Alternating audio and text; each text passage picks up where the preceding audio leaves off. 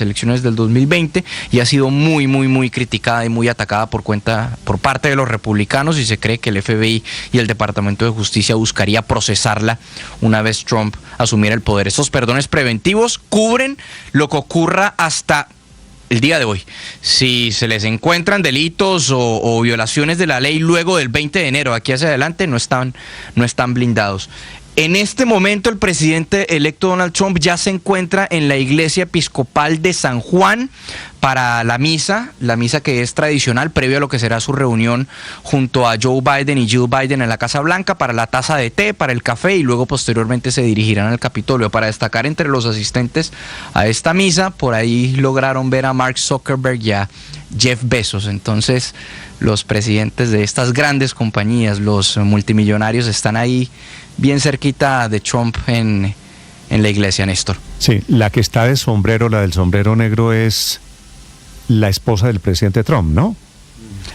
Dices, Néstor, el sombrero que tiene como una línea blanca. Exactamente, en la iglesia. Sí, esa es Melania Trump. Sí, Vale. Sí, o sea, esa es Melania Trump. Digo, es una misa elegantísima, es lo que parece en este momento en Washington, comenzando la ceremonia de transmisión de mando. 9 de la mañana, 1 minuto.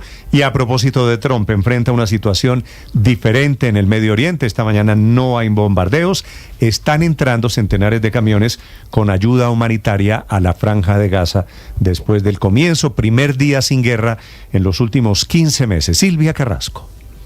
Sí, Néstor, y se está afianzando esa tregua, ese alto al fuego en el cual había mucha gente que no tenía mucha esperanza. Efectivamente, se han callado las armas. La gente allí en Gaza está trasladándose al norte, intentando encontrar sus casas. La verdad es que lo que encuentran es de destrucción total y absoluta. Sabemos que en las últimas horas, antes de que entrara en funcionamiento este alto al fuego, los últimos bombardeos de Israel mataron a 47 personas en un edificio en Rafah, pero ahora, como te decía, no hay bombardeos. Lo que sí está ocurriendo es que están entrando esos camiones tan necesarios con ayuda humanitaria. 630 en el día de hoy, 300 de esos van al norte, y así se escuchan en los caminos de Gaza.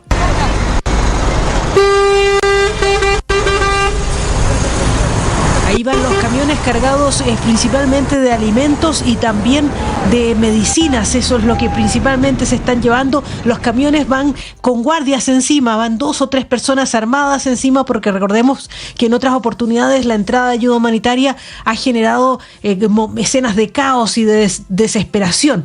También en las últimas horas hemos estado leyendo lo que son los mensajes que están publicando las rehenes liberadas. Una de ellas es la que ha estado contando un poco qué es lo que vivió allí. Ella dice, se trata de Emily Damari, tiene 28 años. Ella perdió 2 de sus dedos en los ataques del 20 de octubre de 2023, del 7 de octubre, y claro, se le veía la mano vendada, porque ella ha contado que médicos la atendieron cuando estaba allí en Gaza, pero sí decía que lo que se vivía allá adentro era muy caótico, y claro, lo que cuenta es que se siente que ha regresado a la vida. ¿Cómo sigue ahora el tema de la liberación de los rehenes? La verdad es que se cree que de los 94 rehenes que todavía falta por rescatar, la mitad apenas podrían estar vivos. Pero en esta etapa, en esta fase 1, son 33 los rehenes en total que van a ser liberados. Ahora fueron 3 mujeres. En la próxima entrega se había dicho que era el viernes, pero ahora se postergó, va a ser el sábado, y van a ser otras 4 mujeres. En total se van a liberar unos 2.000 palestinos desde las cárceles de Israel, de las cuales unos 1.000 son de Gaza y fueron arrestados después del 7 de octubre de 2023, eso en virtud de una legislación de emergencia que se publicó en Israel que permitía la detención sin cargos ni sin juicios. Por lo tanto, eso es lo que está pasando en estos días, y claro, todos sabemos que fue la presión del presidente entrante de los Estados Unidos que permitió este alto al fuego después de tanto tiempo de guerra, Néstor. Estás escuchando Blue Radio.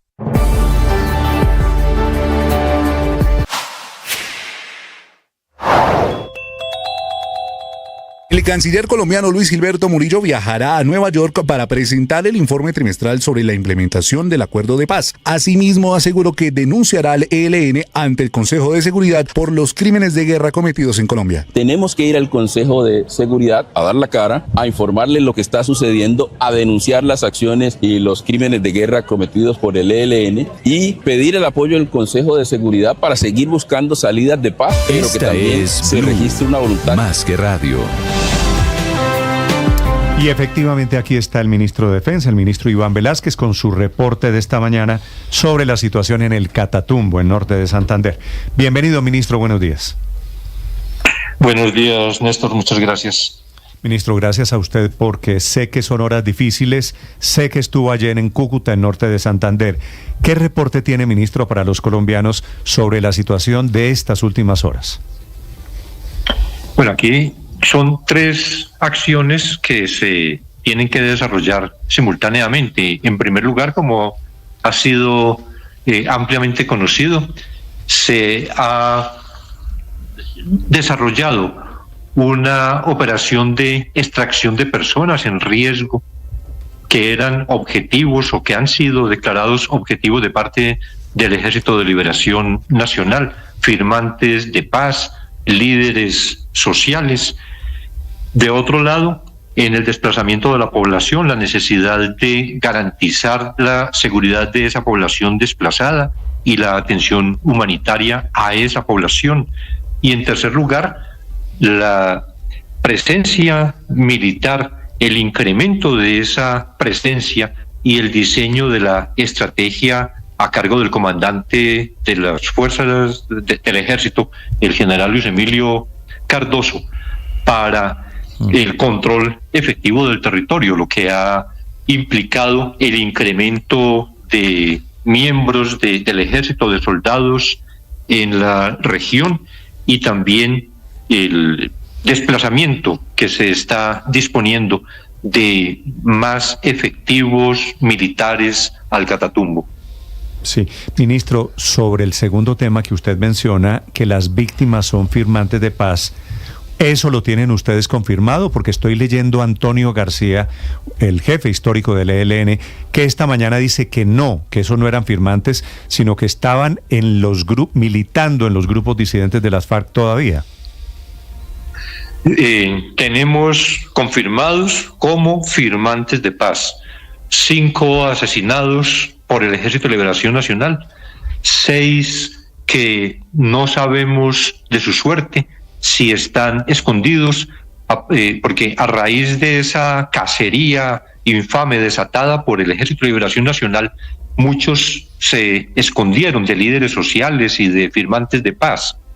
No sabemos entonces, no hemos tenido contacto ni información respecto de otros 6. Se han evacuado 14 firmantes por vía aérea.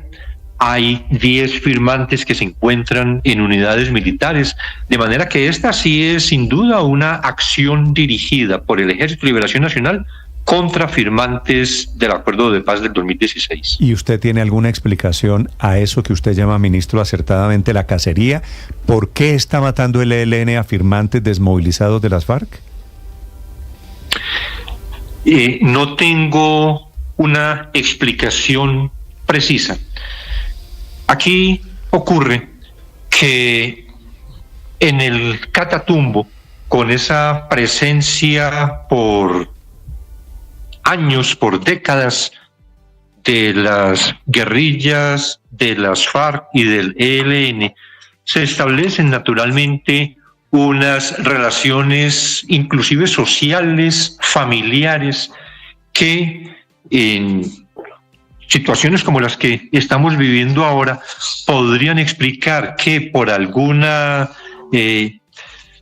relación familiar que establezcan ahora del ELN, de estas personas firmantes de paz o de sus familiares, entonces dirijan acciones bajo el supuesto que puede tener el ELN, que ellos hicieran parte de bases sociales de la estructura 33.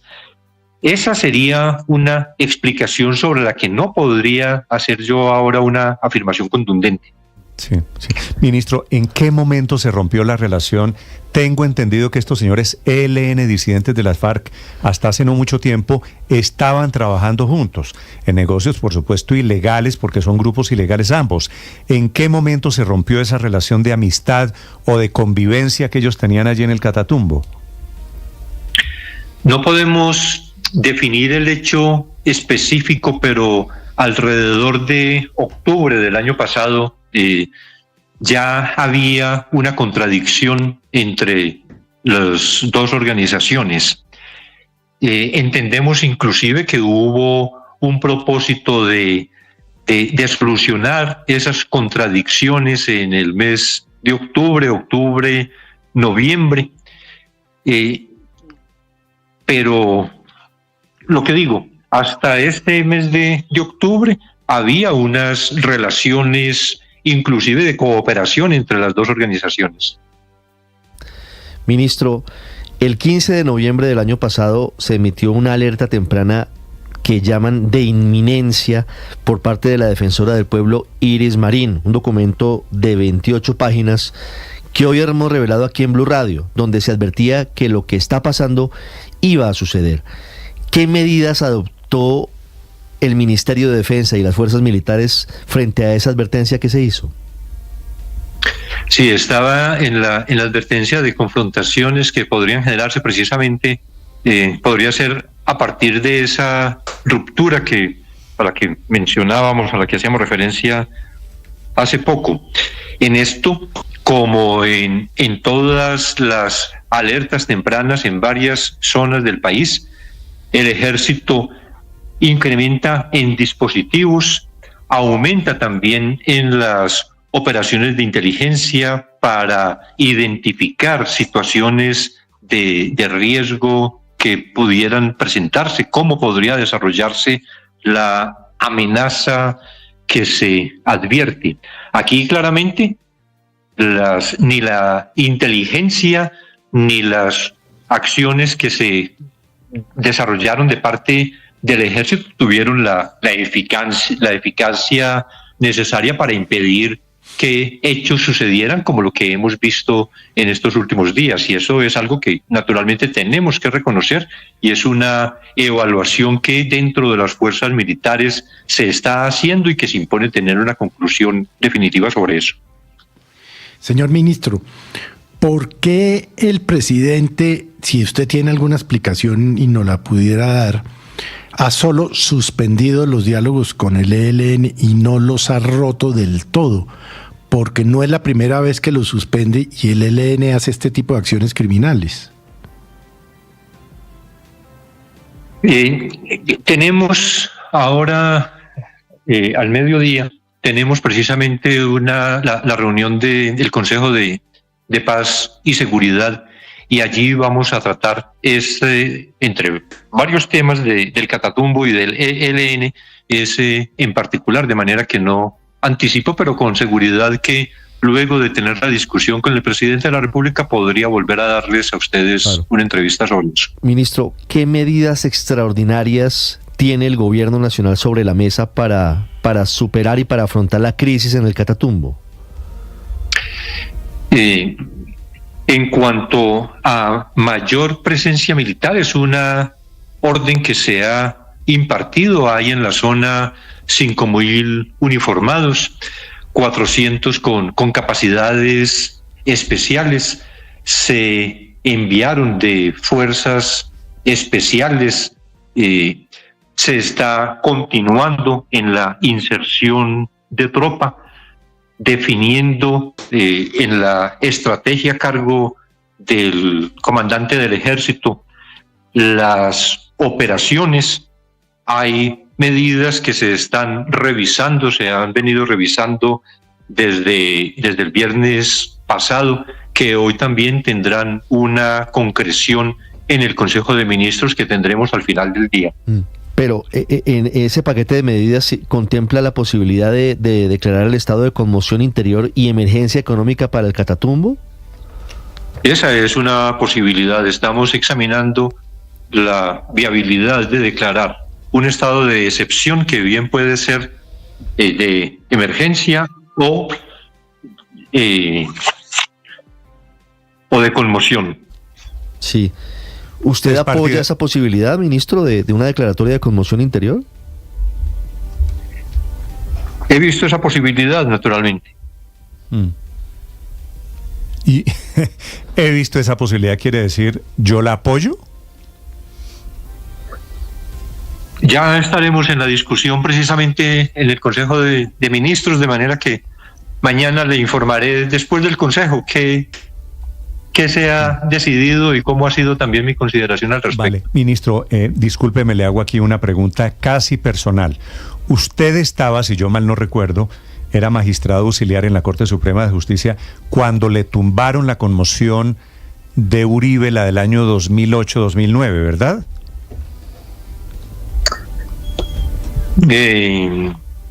Sí, estaba de magistrado auxiliar respecto de la conmoción, no recuerdo. Sí, quisiera preguntarle qué diferencia hay entre estas circunstancias hoy, la que motivan que el gobierno esté considerando la posibilidad de una conmoción, a ocasiones anteriores en donde se ha caído en los tribunales de Colombia otros intentos de conmoción interior.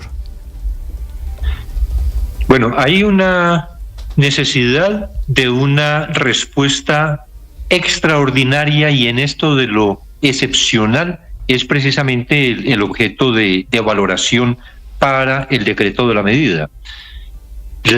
Inclusive en la consideración de decretos de estado de conmoción con anterioridad, en otros momentos, en otros gobiernos, evaluación que igualmente debemos hacer para definir si se decreta o no ese un estado de excepción para la región del Catatumbo o en otras zonas del país.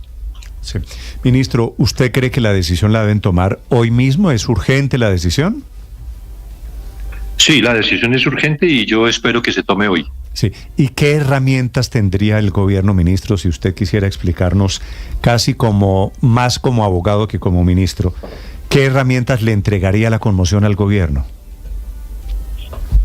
Tendría una capacidad de limitación del derecho de locomoción, unos controles más efectivos respecto de esa situación en los territorios, tendría una mayor capacidad en cuanto a destinación inmediata de recursos para atender la emergencia en la región.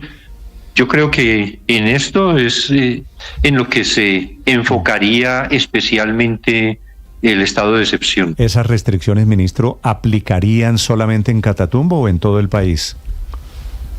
Esa es parte de la evaluación, pero lo que tenemos urgente hoy es Catatumbo.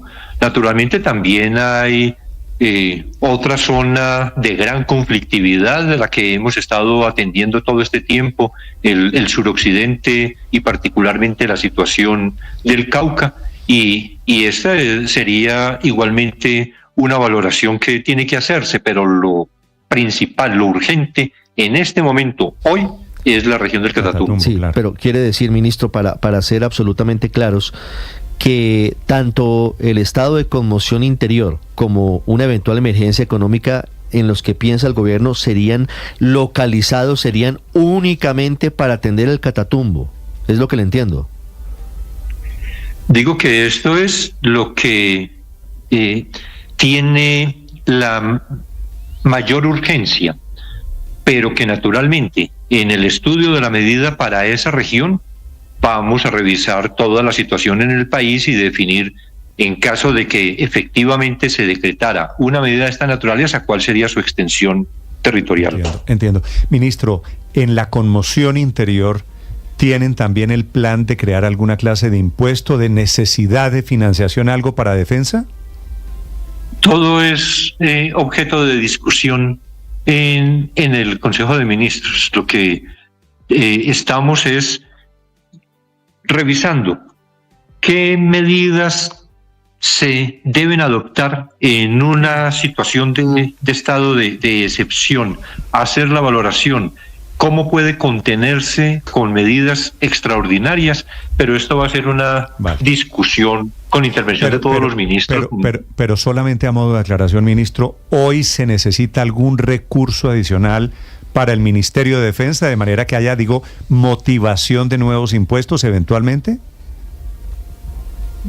Siempre se requieren recursos adicionales, porque siempre hay, por ejemplo, en el tema de combustibles, de la utilización de los medios aéreos que demandan, que son tan costosos, siempre hay insuficiencia de recursos, y ha sido no solo de este gobierno, ha sido de manera permanente esa necesidad de mayores recursos. Aquí es ¿qué es lo que requerimos? Y es evaluación también de parte del Ejército actualmente. ¿Qué es lo que requerimos para tener esa presencia contundente, efectiva, que desarrolle en realidad ese control del territorio, que proteja a las comunidades? Valoramos lo que esto demanda económicamente, cuáles son los recursos que tenemos, cuáles serían los recursos que se requerirían y cuáles serían las fuentes de esos recursos. ¿Y de cuánto es hoy, ministro, esa insuficiencia de recursos? ¿Cuánta plata tiene hoy? ¿Cuánto le falta? Y es que si acaso hay también problemas de caja, sí, y problemas, ¿están ustedes en problemas de presupuesto también para las fuerzas militares? Porque en la primera parte de su inquietud, pues esa es la valoración precisamente que se está haciendo. Nosotros hemos tenido en el sector defensa, yo creo que los menores aplazamientos presupuestales, porque el presidente ha sido consciente de la necesidad de tener las mayores capacidades de parte de la fuerza pública y que los recursos previstos para la defensa no sufran aplazamientos ni recortes ni disminuciones. Sí, pero ministro, estos decretos de los que usted está hablando, ¿por cuánto tiempo irían y qué estarían o qué pensarían en grabar? Pero todo esto es objeto de discusión esta noche. No me puedo yo anticipar. Por eso le decía Néstor al inicio, mañana con mucho gusto, todas las actitudes sobre las discusiones que sostengamos hoy. Vale, ministro, de acuerdo, dejamos eso para mañana en caso de que hoy efectivamente sea declarada la conmoción. Quisiera hacerle una pregunta, ministro, final sobre el otro tema, que es lo que está pasando en Guaviare, ministro, en donde están enfrentados disidentes de un lado, los de Mordisco, con los de Calarcá por otro lado, ministro. ¿Usted tiene algún balance, algún saldo de ello? Lo que tenemos reportado es efectivamente de 9 cadáveres. Se habla de 20 muertos. Efectivamente, la confrontación entre las fracciones de Mordisco y de Calarcá, que viene desde el año pasado, precisamente a raíz de la contradicción que se presentó en desarrollo de las negociaciones de paz y la separación de parte de Mordisco de esa mesa de paz, luego enfrentamientos que se produjeron en algunas regiones del Caquetá, de Guaviare. Ese es el reporte que tengo. Sí, ministro, ¿todos estos muertos pertenecen a una disidencia o a la otra, o hay civiles en medio de esta guerra? La información que tengo es que es producto del enfrentamiento directo entre ellos, y los muertos pertenecen a uno u otro grupo de alguna u otra fracción. Con distinto protagonista, pero una guerra al final también parecida a la del Catatumbo. ¿Se sabe la causa que desata esta otra guerra allí en Guaviare, ministro? El control territorial. Cuando se separan, todo esto tiene un primer origen, si pudiéramos hablar de etapas, un primer origen en la situación del Cauca, cuando el presidente dispone la terminación del cese al fuego en el Cauca, que estaba en las acciones delictivas precisamente a cargo de la fracción de Iván Mordisco. Esto produce una contradicción también en esa organización del Estado Mayor Central. Empiezan a tomar posiciones contrarias el sector de Calarcá y el sector de Mordisco. Tenían espacios territoriales comunes, pues naturalmente estaban en una unidad de ese Estado Mayor Central. Y luego se producen entonces las confrontaciones, la pelea por el territorio, por el control también sobre bases en esas regiones, por el control de las economías ilegales. Y esta es la razón de la confrontación. ¿Quién va a tener preeminencia? La lucha por la hegemonía en el territorio para el control de las finanzas criminales. Sí, ministro, le agradezco estos minutos, sé que usted está muy ocupado. Si me permite, quiero hacerle una pregunta, a ver si usted es tan amable y le responde a las muchas personas, y usted habrá escuchado este comentario, que le dicen al gobierno que nos devolvimos 20 años, que estas imágenes que estamos viendo hoy en Guaviare o en Catatumbo o que hemos visto en Cauca son las que tenía Colombia hace 20 años y que nos devolvimos 20 años. Ministro, ¿usted lo ve de qué manera? Uno podría decir que hace 20 años era una situación más generalizada. Aquí hay eventos como estos que hemos visto que sí recuerdan épocas pasadas, pero creo que sí se ha avanzado de parte de las fuerzas militares en controles en territorios. Tenemos muchas deficiencias, hay necesidad de fortalecer en algunas áreas, y esa es la disposición, la voluntad y las acciones de parte de las fuerzas militares. Es el ministro de Defensa, Iván Velázquez. Ministro, sé que son momentos duros para ustedes. Gracias por atendernos, ministro. Feliz día y volvemos a hablar mañana en caso de que pase lo de la conmoción interior. Gracias. Sí, señor. Gracias, Néstor. Que estén muy bien. A usted, ministro. Gracias. 9:27. Estás escuchando Blue Radio.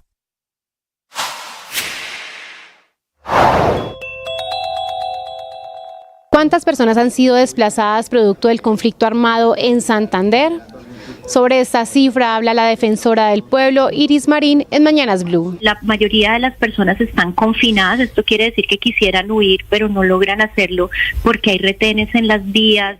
Otras han llegado ya pues aquí porque han logrado escapar, y en eso tenemos ya reportados al menos, y es un cálculo realmente muy conservador, tenemos 11.000 personas que desplazadas por lo menos entre Ocaña, Tibú y Cúcuta, pero también tenemos información de desplazamientos al interior de los municipios que no podemos calcular en este momento. Aquí en Ocaña, en el Coliseo, pernoctan más de 2.200 familias. Esto en un cálculo también muy conservador son más de 4.000 personas, probablemente son más, pero en total son más de 5.000 personas aquí en Ocaña, más de 5.000 en Cúcuta y las 2.500 en Tibú, pero creo que pueden ser más, y estas son las que han logrado huir. Sigan toda esa información en bluradio.com. En Blue le ponemos cara a la radio.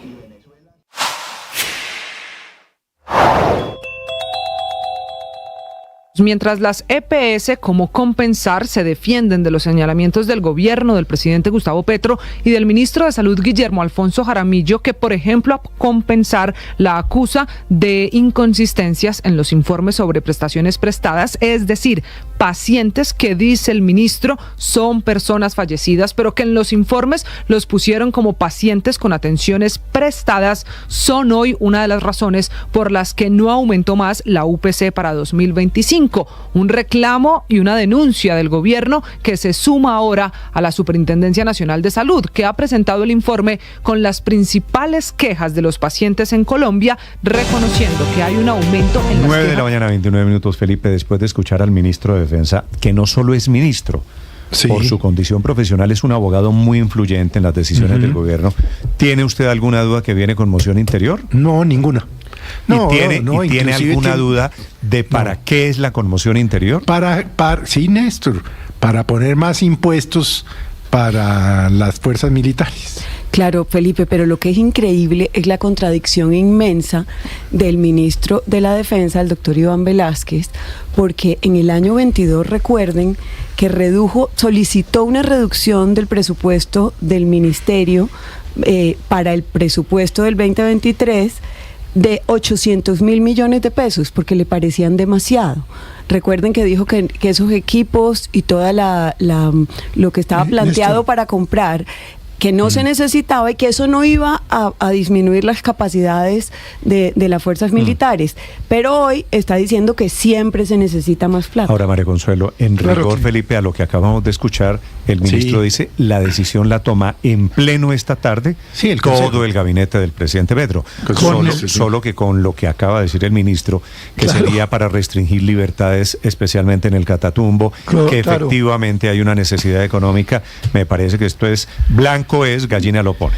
Claro, no, eso sí, cualquiera que medio oiga lo que dijo el ministro Velázquez, pues preparémonos para que él mañana, como ya nos lo anunció, pues y se lo agradecemos, nos venga a Blue Radio a explicar las medidas de la conmoción interior que van a aprobar esta tarde, porque la verdad es que no es difícil inferir que va a haber conmoción interior después de oír al ministro Velázquez. Oiga, Néstor, pero una pequeña reflexión, si me permite. Señor.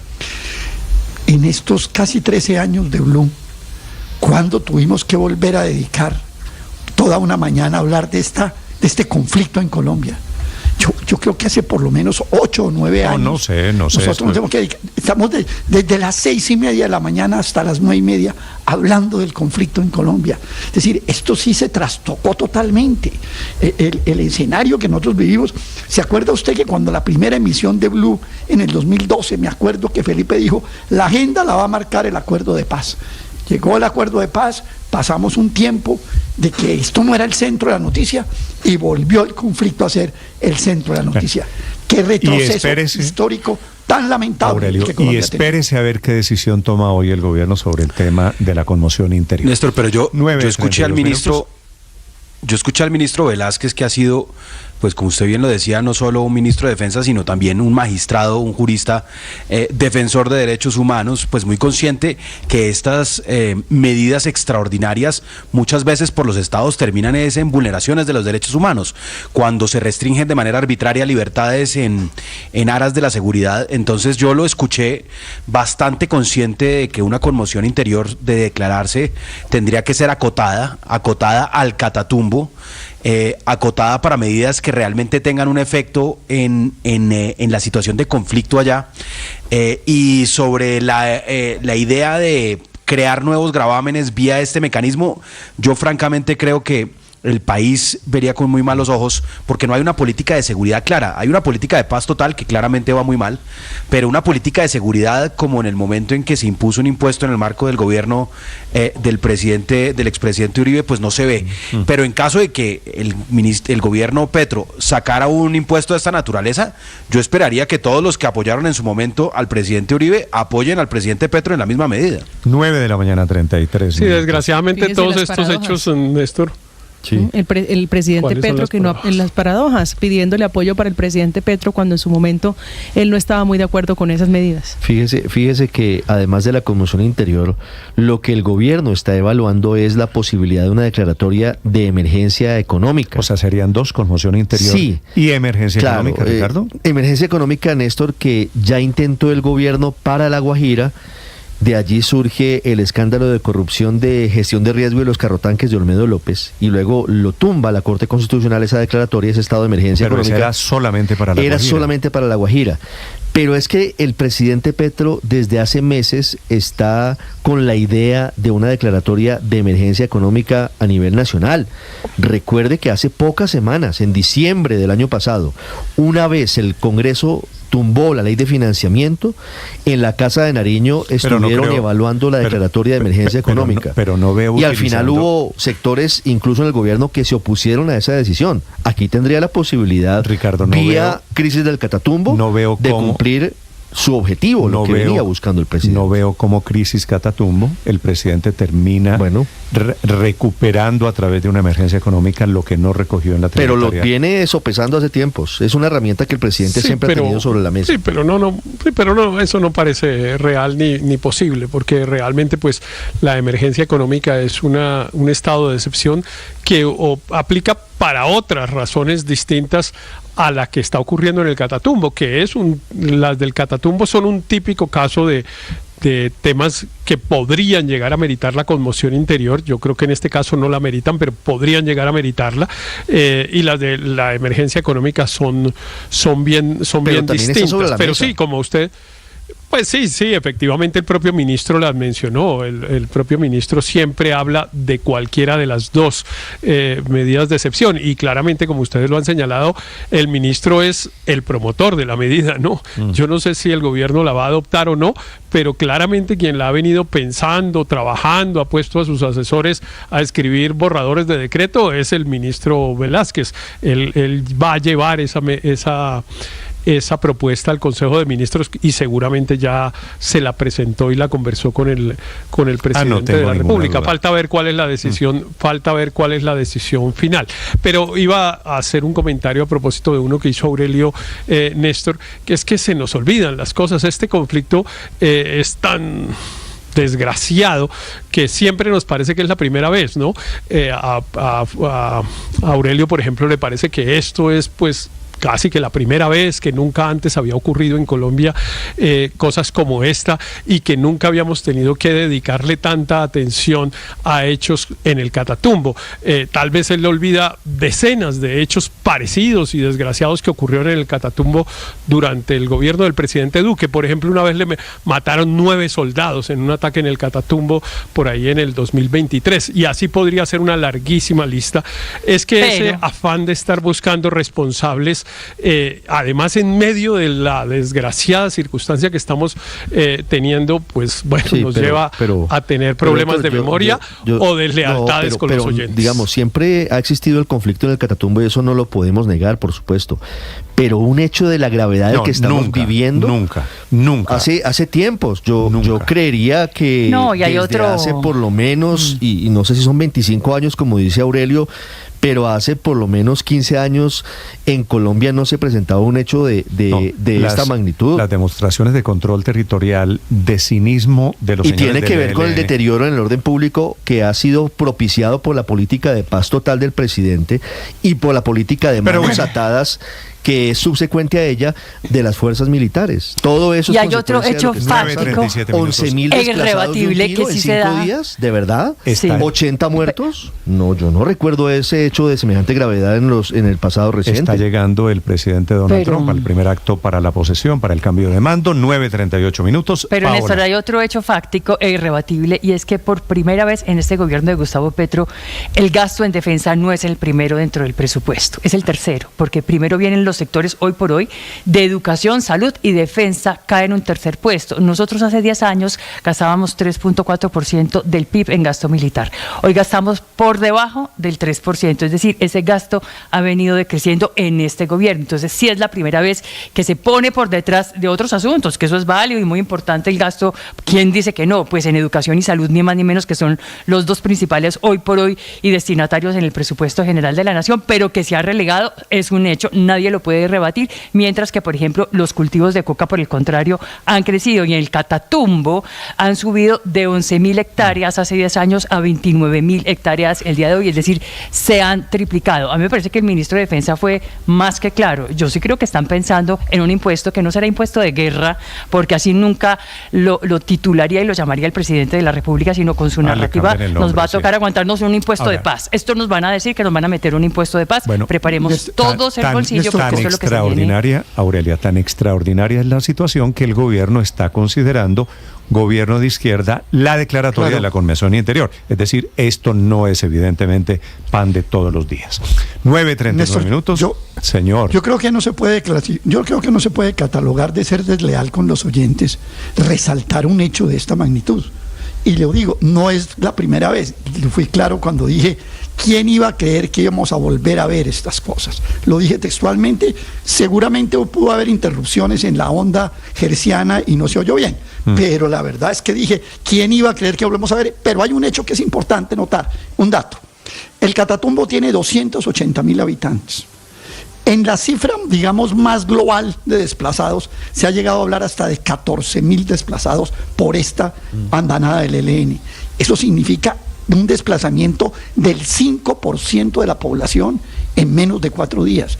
Ese es un hecho de bulto innegable, con datos y con cifras, que usted los puede consolidar, y yo creo que no se trata de ninguna deslealtad hacer caer en cuenta de que Colombia volvió a esta pesadilla. 9:40 minutos, está llegando Donald Trump de regreso a la Casa Blanca para posesionarse hoy presidente número 47 en la historia de los Estados Unidos.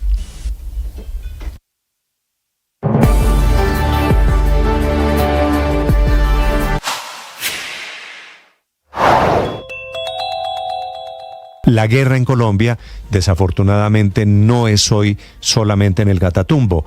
En el departamento de Guaviare también están enfrentados disidentes de las FARC, unos de Iván Mordisco, contra los de Calarcá. El enfrentamiento deja 20 muertos, 15 heridos y desplazados que están llegando al casco urbano del pueblo. Y hay una nueva masacre en Barrancabermeja, en donde asesinaron 3 hombres en un carro que viajaba desde el nordeste antioqueño.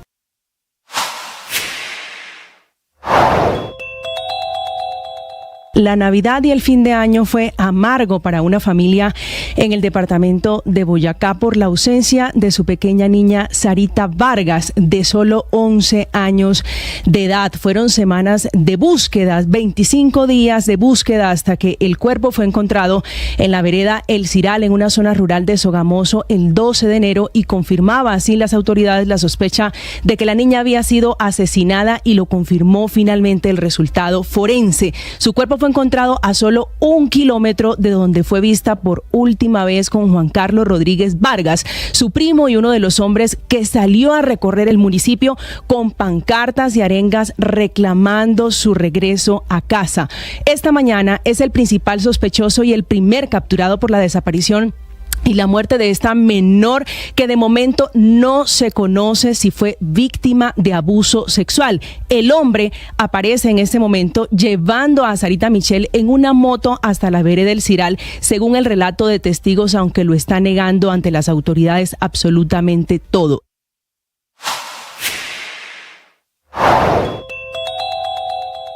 El alcalde de Cúcuta, Jorge Acevedo, explicó en Mañanas Blue cuáles son los recursos que necesitan para atender la crisis migratoria que vive esta ciudad. Necesitamos alimentos, de pronto hacer un mercadito para 4 personas, 3 personas y traer la bolsita organizada con el mercado. Necesitamos kit de aseo, necesitamos desodorante, cepillo de dientes, champú, jabón, crema dental. Es importante los pañales para los niños, etapa 1, etapa 2, etapa 3, etapa 4, leche NAN, leche medicada, leche clean, leche Nestún, para poderles hacer los teteros también, si, en lo posible, colchonetas, almohadas, todo eso, alimentos no perecederos. Sigan toda esa información en bluradio.com. En Blue le ponemos cara a la radio. Estás escuchando Blue Radio y bluradio.com. Recibe el presidente Biden saliente al presidente entrante Donald Trump en la Casa Blanca esta mañana, 9:43.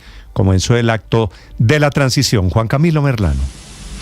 Néstor, hay 2 actos, o bueno, en medio de este acto de la transición hay 2 eventos que se están adelantando. Hace poco en la rotonda del Capitolio escuchábamos al coro de la Universidad de Nebraska Lincoln en un preludio de lo que será esta ceremonia. Ya está todo organizado allí en esa rotonda, que tiene capacidad para unas 600 personas. Realmente el recorte en términos de asistencia es notable, teniendo en cuenta que unas 220,000 personas eran las que iban a presenciar afuera del Capitolio, en las escalinatas, en toda el área conocida como la Explanada Nacional, el National Mall. El presidente electo Donald Trump junto a la primera dama Melania Trump ya salieron de la iglesia episcopal San Juan.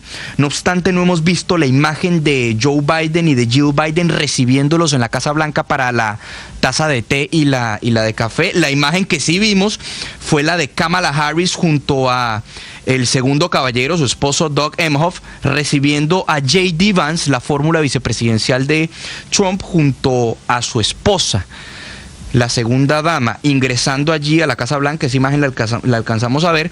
Y también pudimos ver hace algunos minutos que Joe Biden y Jill Biden publicaron a través de sus redes sociales la última foto. Es una selfie en el Jardín de las Rosas allí en la Casa Blanca. Se les ve muy sonrientes y es la última foto antes de que ellos salgan.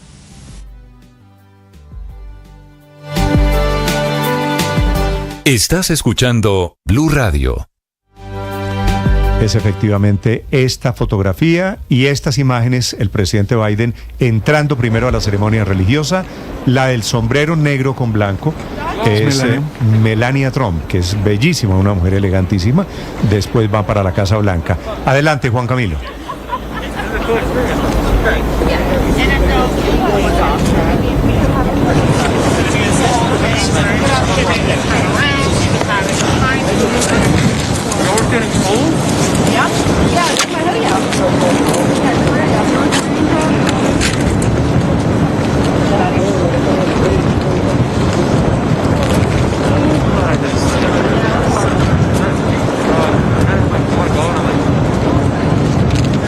Y después de esta imagen, la ceremonia religiosa de rigor, siempre la de que antecede a la toma de posesión, va el presidente Trump, que es lo que acaba de pasar, llegando a la Casa Blanca, en donde en una hora se estará juramentando como presidente número 47 de los Estados Unidos.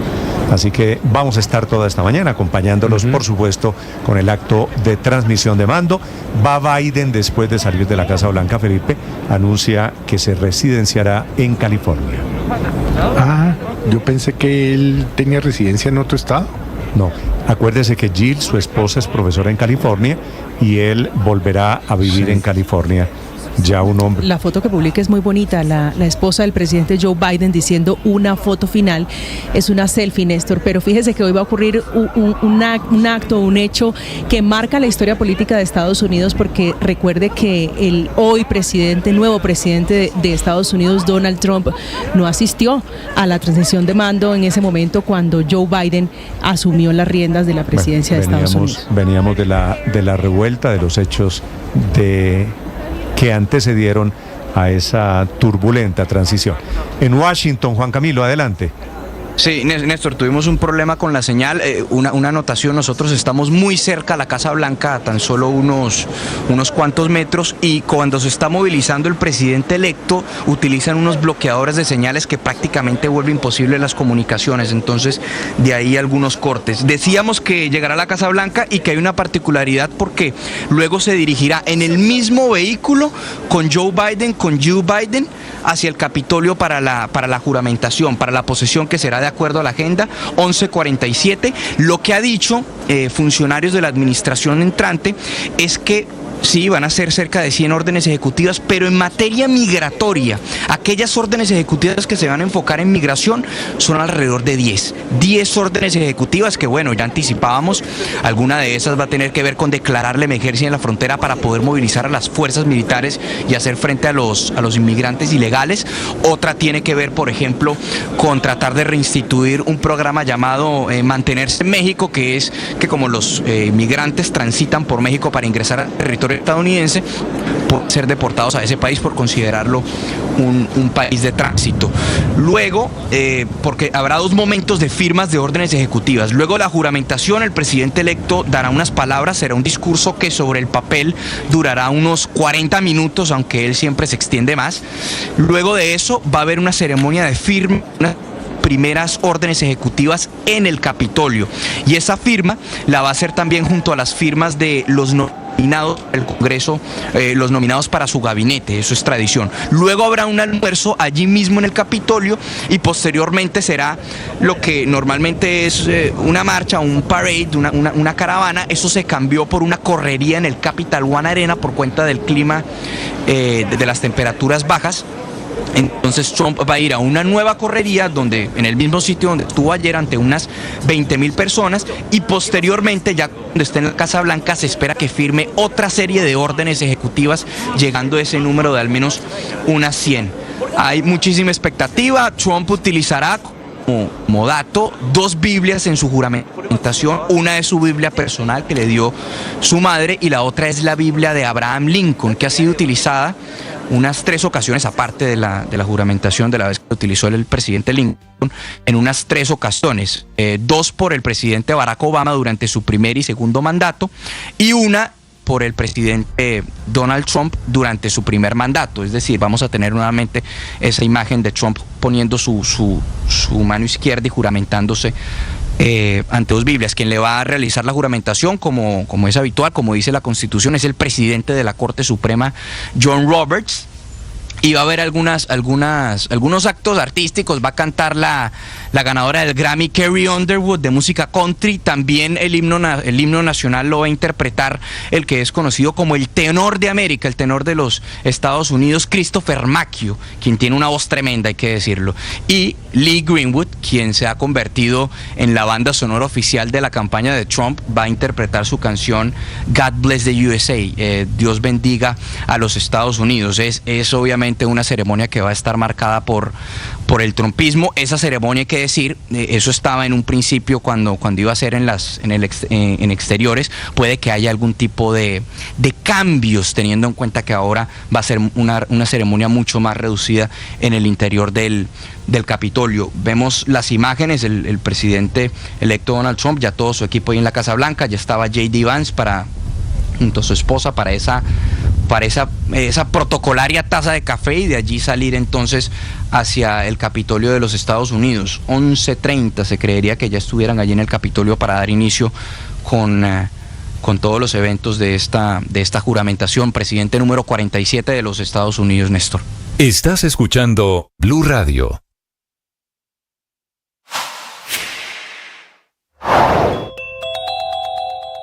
La crisis más grave que ha afrontado la política de paz total del presidente Gustavo Petro es la que se vive por cuenta del enfrentamiento entre grupos armados ilegales que han causado graves violaciones a los derechos humanos, principalmente en el Catatumbo y en el departamento de Caquetá.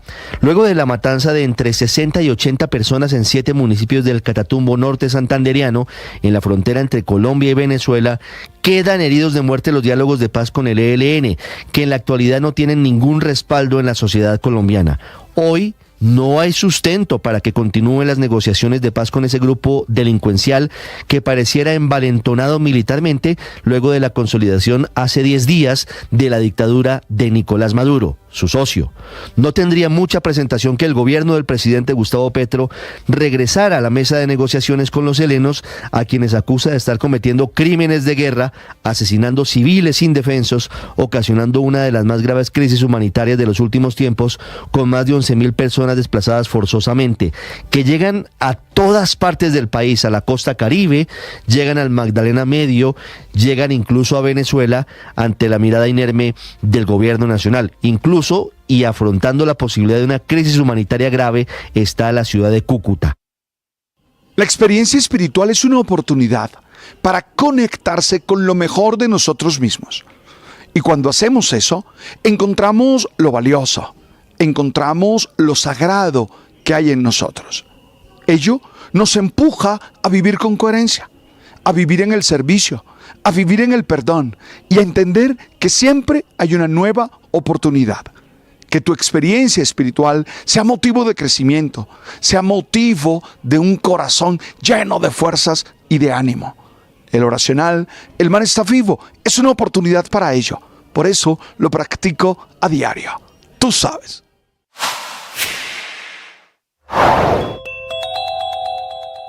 ¿Por qué el ejército no ha logrado contener al ELN en norte de Santander?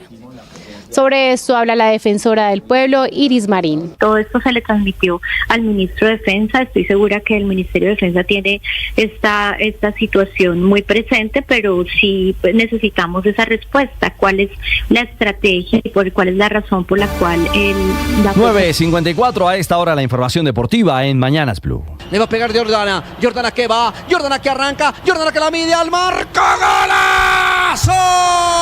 La fiesta de la Serie Colombia comenzó pintada de azul en el estadio El Campín. Jordana abrió la cuenta para Millonarios al cierre del primer tiempo frente al América de Cali, antes de que llegara la granizada y los desmanes a las tribunas.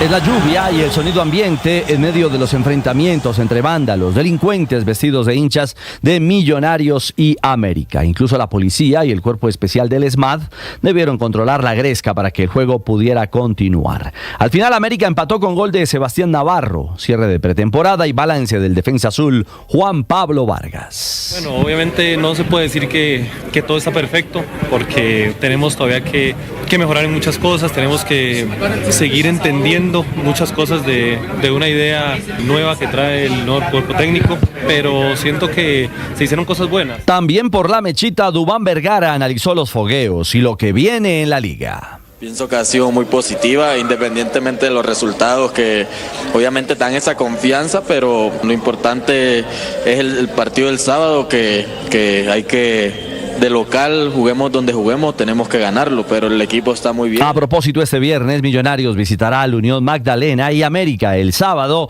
recibirá a Llaneros por la fecha 1 de la Liga en Colombia. Entró James Rodríguez y de inmediato Jaime Steven Barreiro le dio al colombiano el gafete de capitán. Es el colombiano 175 en debutar en la Liga Un nuevo comienzo para James Rodríguez en México. Entró al minuto 63, le dio una dosis de talento, ideas y volumen de ataque al León, al punto que le cometieron penalti al nuevo 10 del club mexicano. Aquí está una buena, salió Camilo.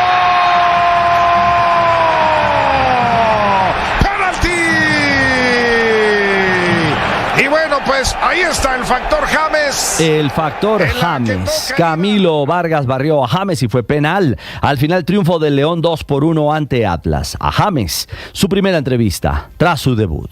¿Por qué no tiraste ese penal? No, ya me había dicho que él quería tirar y bueno, yo creo que falta mucho todavía y aquí lo más importante es el equipo y hemos ganado hoy. ¿Cómo te has sentido en México? Bien, feliz, la verdad que desde el primer minuto me han recibido bien y estoy contento. El próximo sábado, León con James se enfrentará como local a Juárez por la fecha 3 de la Liga MX.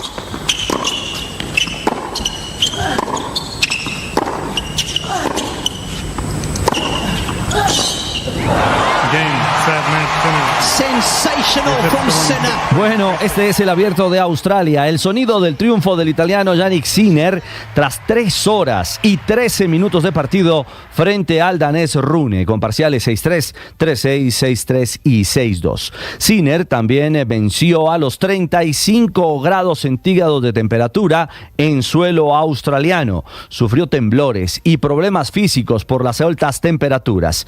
Incluso no se ha podido entrenar en las últimas horas y ahora recupera fuerzas para enfrentar mañana por cuartos de final al local, el australiano Alex de Minaur. Villegas, ese fue el intento para Verdi, que poquito le faltó. Muy buen pot, había fallado unos hoyos antes muy parecido, pero ese era para Águila. Ese fue el último golpe de Camilo para cerrar una muy buena semana para él. Sí, fue mágica la semana del golfista colombiano Camilo Villegas en el de American Express en California. En los Estados Unidos, Villegas terminó séptimo, con menos 19 golpes bajo el par, posición que le permitió ganar más de $200,000 en el torneo del PGA Tour. El austríaco Seb Straka, con menos 25 golpes, fue el ganador del torneo. Por Colombia, Camilo Villegas brilla en este arranque de la temporada golfística mundial. Y noticia al cierre, Onda Cero asegura desde España que Carlo Ancelotti puso fecha de salida del Real Madrid. Según esta radio española, el míster italiano se irá al cierre de esta temporada. 9:58, los deportes a esta hora en Mañanas Blue.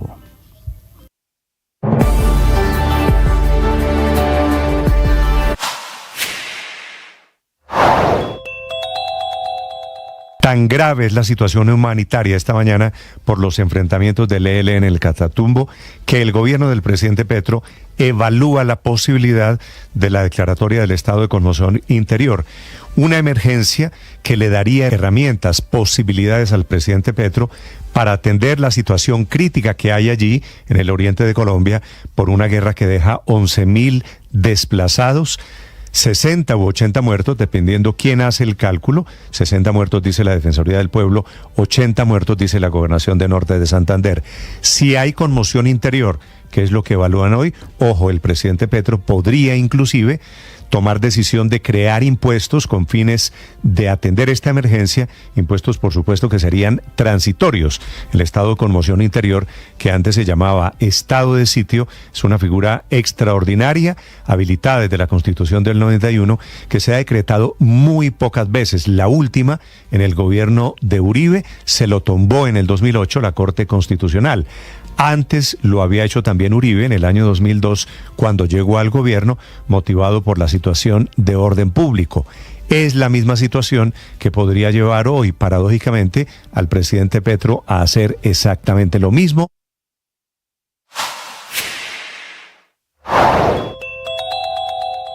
Temor y expectativa por los aranceles a los carros